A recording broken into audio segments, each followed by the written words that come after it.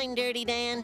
No! I'm Dirty Dan. I'm Dirty Dan. I'm Dirty Dan. I'm Dirty Dan. No! What's poppin', everybody? This is the cartoon kid Ray Rawlins, and today for our classic SpongeBob review, we're doing Survival of the Idiots, the Dirty Dan episode, as most OG SpongeBob SquarePants fans know it. And I gotta give a big shout out to Mr. or Mrs. DeMille Sutherland. Big shout out to you, man, because you're the first person to ever suggest an episode for us to do. And you know what? I'm a man of my word, and we're going to do the episode.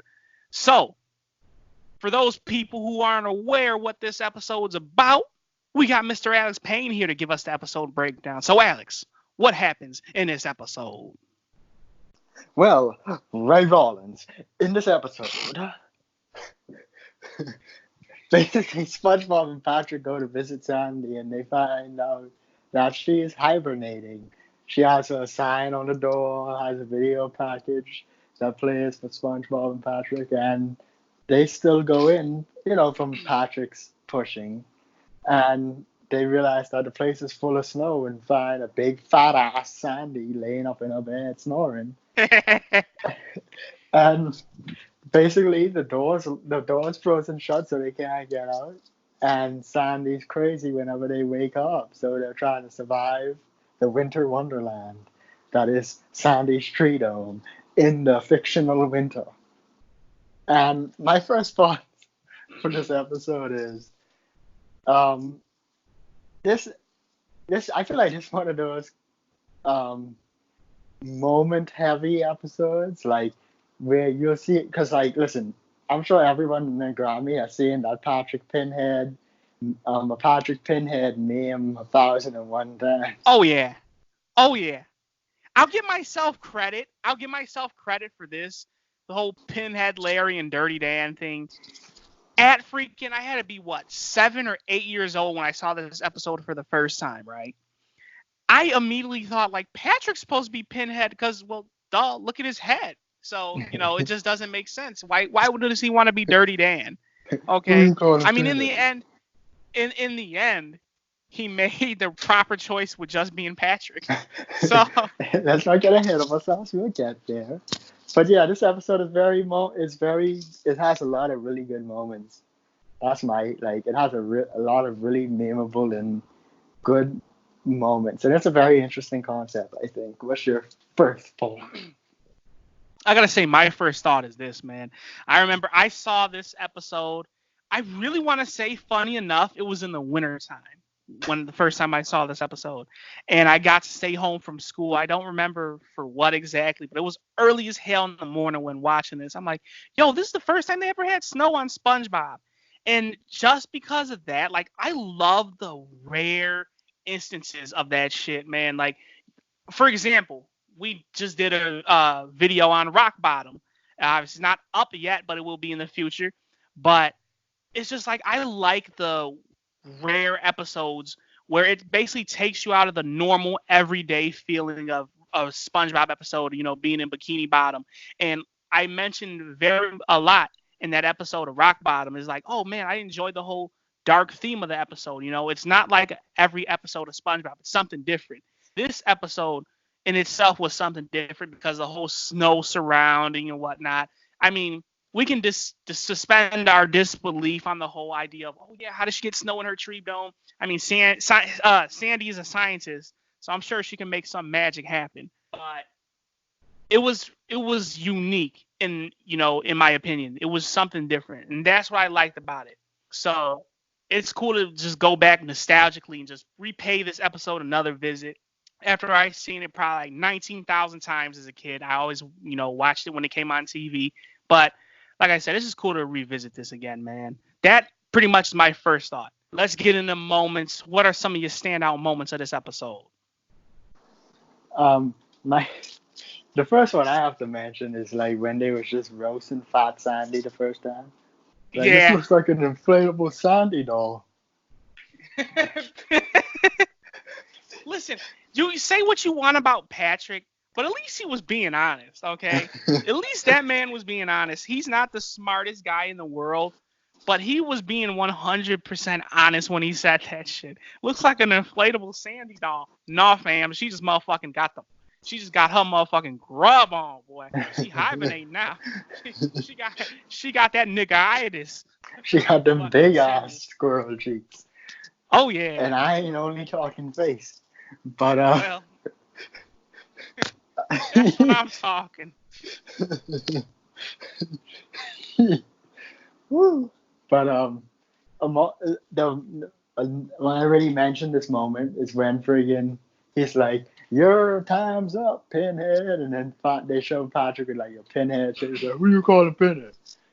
And I love that. The friggin' listen, I mean, this is skipping ahead a lot. It doesn't really matter. The order is irrelevant. But No, it doesn't.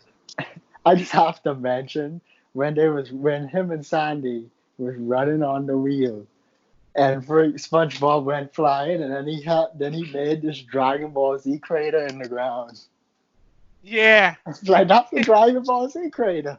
That was my first thought. Is when someone gets slammed into the ground, you just see this big giant ass crater disappear or something. I was like, yo, Dragon Ball Z references, man. But I don't know if it was That's just showing you that Sandy don't play around. That's what that's showing. I gotta say, one of my moments is when Patrick, when they first see the snow, he's like, SpongeBob, look. And then obviously he says that whole freaking poetic little diatribe of what the snow was and whatnot in SpongeBob. You know, it makes SpongeBob tear up. He's like, oh, that's beautiful. He's like, oh, yeah, it's just from a candy wrapper. It's really not nothing. Like, oh, I really wonder what type of candy that was that he was talking about. It must have been talking about like some freaking Fun Dip or something. I don't know why that came to mind, but Fun Dip. That's what I'm going for. Because you know me, I'm a big food lover, candy lover. I got a mean sweet tooth. Even as a kid, I wondered what type of candy he was talking about. Obviously, you gotta like the whole instance when they're up in Sandy's street, and they're freaking messing with her. Okay, and this is the whole thing that I always enjoyed about SpongeBob and Patrick and their, friendship and their portrayal is like they're kids at heart. Okay, and at times they can be adults. No, they're little kids in adult bodies, basically. So you can see them just freaking flirting with fire and death and disaster when they motherfucking teasing Sandy and whatnot. And Patrick's like, hey, Sandy, don't wake up, after he puts the belly button lint in her ears. It's just like, oh, come on, Patrick. You don't want no shit to pop off with Sandy, man. And we got to mention the fur instance where SpongeBob's trying to basically get some of Sandy's fur after she basically snapped on him. Man. A big, big man. And then he just grabs a big ass wad of tape and just freaking yanks that shit off her back. Just went zoom. It's like, oh, listen, that made me wince right there. That's for sure. And listen, my question is, they ripped all of the freaking fur off of her. So did they pull off her dress and start ripping the clothes off her naked body? Did they get to the coochie? Is my question. I mean, SpongeBob would object. If I have to go off that, I'm sure if you want to stick to character, SpongeBob would immediately reject. Patrick, on the other hand, I don't know. They did walk out of there together. Man. So. I don't know, man, because when she popped up again later, she didn't have any hair on her back or anything, so they had to pull the dress up. Listen. They maybe did. Who knows? Listen, Sandy, don't put on a Me Too tweet. It's all about survival. I can't feel, if they did, you can't feel bad about them because they were trapped in her house, yo. So they had to freaking survive. And obviously you got like the whole Dirty Dan scene where they were basically smacking each other with their little snow weapons. I'm Dirty Dan. Boom. I'm Dirty Dan. So that's one of my favorite moments right there. And obviously the big payoff at the end where Sandy basically sees him and has her whole freak out moment. Overall, like I said, this episode basically was a good showcase of the characters SpongeBob and Patrick. Getting down into a review sense here. And it's just like, man, you really get to see. And this is what I like about doing this review stuff is like, I did not notice any of this stuff when I was a kid. I just enjoyed those characters. I didn't know why, but you get to see in this little environment right here, this episode, is that SpongeBob and Patrick are truly kids at heart. They freaking every kid knows the phrase poking a bear. And that's what they were doing with Sandy up in that tree dome. And it was that instance with them just teasing her was just so hilarious to me. And that's just a big introduction to their characters at that point, because I can't say that I really knew who I mean, obviously everybody knows who Patrick was, a dumb starfish, okay? But when it comes to character development and like laying character foundation and background, you can really see it on full display in that episode. And, you know, they're playing little fun kid games. Oh, I'm Dirty Dan. I'm Pinhead Larry. Da, da, da, woo, woo, woo. You know, it's SpongeBob Patrick being SpongeBob and Patrick at their truest form. So just have their fully developed characters in an environment, in a scenario like this. It seems like gold to me, honestly. And maybe I'm kind of, you know, playing it up a little bit too much. But this episode as a whole was really enjoyable. And you could have written SpongeBob and Patrick in a lot of different ways, and it could not have been the same as this. Like, as I said, this was one of my favorite episodes as a kid. I really enjoyed it simply because of the difference of environment, and then obviously SpongeBob and Patrick played a huge role showcasing their character personas and all of that.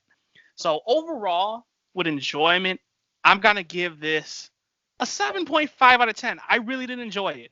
Characters being SpongeBob and Patrick, and the whole unique environment of the snow, and, you know, the scenario of Sandy being teased. And, you know, like I said, they were flirting with disaster this whole entire episode, which I guess you could say plays a little bit into the suspense category, because you're thinking the entire episode, oh shit, they're gonna motherfucking get Sandy. Sandy gonna snap on them. What's she gonna do? So I think that's why I really enjoyed it as a child, and I still do now. Honestly, I still do now. There's a few obviously I put above it.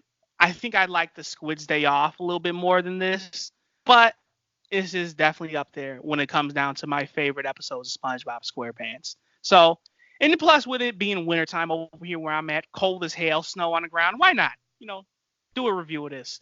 But, Alex Payne, what's your review?